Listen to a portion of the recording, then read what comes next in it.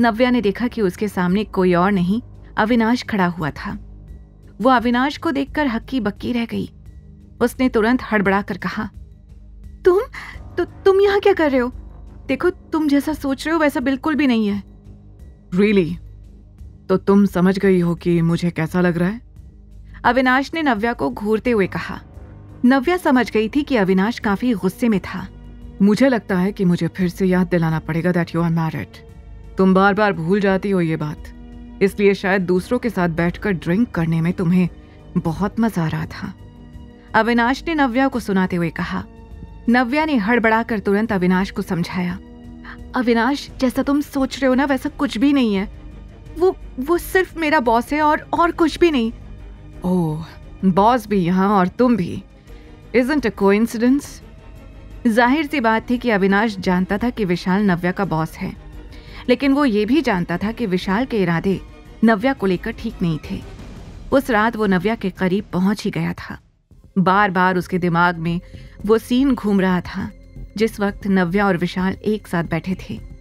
उसने भले ही उन दोनों के बीच हो रही बातें नहीं सुनी थी, लेकिन वो विशाल के चेहरे की स्माइल देखकर समझ गया था कि उसके मन में क्या कुछ चल रहा था।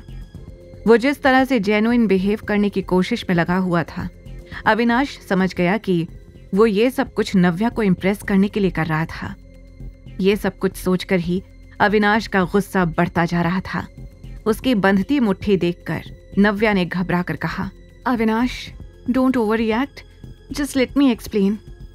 अविनाश ने नव्या के पास आकर कहा, don't forget that you are my wife, और अब अगर उस आदमी ने तुम्हें परेशान करने की कोशिश की तो ये मत भूलो कि वही था जिसने उस रात तुम्हारे साथ। उस रात की बात सुनकर नव्या की आंखें नीची हो गईं। वो उस रात को याद करती है तो उसे विशाल का भयानक चेहरा याद आ जाता है। उसने खुद को संभाला और अविनाश को पीछे करते हुए कहा, मुझे अच्छे से याद है कि उस रात क्या हुआ था, पर मैं यहाँ रोहन के प्रोग्राम की वजह से आई थी। मुझे नहीं पता था कि मुझे यहाँ विशाल मिल जाएगा। नव्या अविनाश को देखे जा रही थी, पर अविनाश को अब भी उसकी बातों पर यकीन नहीं हो रहा था। तभी नव्या ने उसकी आंखों को ध्यान से देखते हुए पूछा, Avinash, are you jealous? Aren't you? मैं और जेलस? तुम कुछ ज्यादा नहीं सोच रही? मैं तो बस तुम्हें ये याद दिलाने के लिए आया था कि उस पार्टी में तुम्हारे साथ क्या हुआ था। उसे ध्यान रखकर उस आदमी से दूर रहना। जरूरी नहीं कि पिछली बार की तरह हर बार लोग तुम्हें बचाने टाइम पर पहुंच जाएं। अविनाश ने हल्के गुस्से में कहा, ओह, तो अब इसमें भी मेरी गलती है। वो आदमी मेरे आगे पीछे घूमता रहता है। अगर वो मेरा बॉस नहीं होता तो मैं उसके मुंह पर एक मुक्का मारकर उसका मुंह तोड़ देती।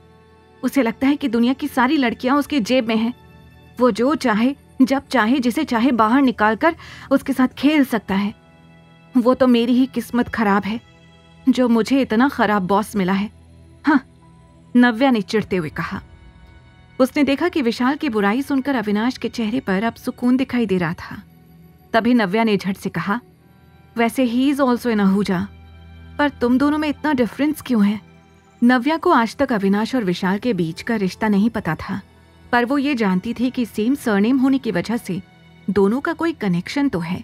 अविनाश ये सुनकर हैरान भी था और खुश भी। तो क्या डिफरेंस है हम दोनों में? अविनाश ने पूछा। बहुत सारे। तुम इतने अच्छे इंसान हो और वो, उसका ड्रेसिंग सेंस देखा है? ऐसा लगता है जैसे ब्रांड की दुकान बनकर सारी दुनिया की लड़कियों को अट्रैक्ट करेगा। पर तुम उससे बहुत अलग हो, नव्या ने कहा।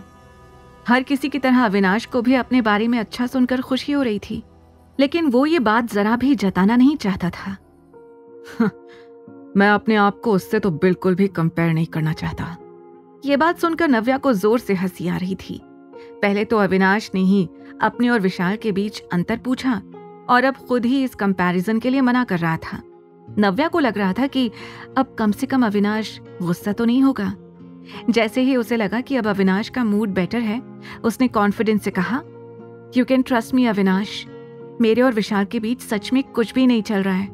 आगे की कहानी जानने के लिए देखिए अगला एपिसोड सिर्फ पॉकेट FM के YouTube चैनल पर, और द रिटर्न के सारे एपिसोड्स को सुनने के लिए डिस्क्रिप्शन में दी लिंक से डाउनलोड करें पॉकेट FM ऐप।